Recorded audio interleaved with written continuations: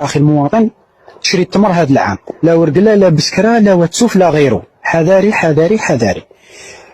عندها في 2010 و 2012 كنت كتبت عليها هذاك الوقت في فيسبوك كذا، انه رجعته لهم الالمان ورجعته لهم الدنمارك ورجعته لهم كندا، رجعوه باسكو لقاو فيه نسبه كبيره من ماده مسرطنه اللي هي البرودوي شيميك اللي يستعملوه ضد التسوس وضد السوسه، فردوه لهم على جال هذه السبه. العام هذا 2025 2024 النهايه تاعو 2025 عاودت اوروبا وكندا رجعوا التمر الجزيري كامل، رجعوا لهم كاع، واحد ما شد عليهم. علاش ما شدوش عليهم؟ كي داروا له لي زاناليز لقاو باللي مسقي بالما تاع الزيكو.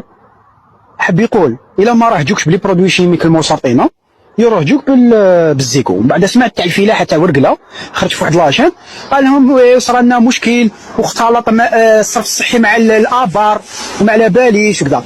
هنا تفهم باللي العباد هذوما مهابيل او ما باليش كيفاه. هنا تفهم باللي العباد ماهمش نورمال.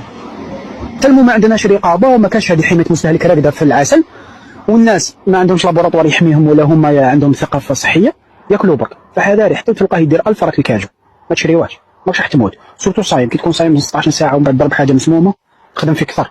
فردوا بالكم. هذه يكسرنا وزيهم. السلام عليكم. بمنطقة منداس بولاية ورقلة بمياه الصرف الصحي، فمنذ إنشاء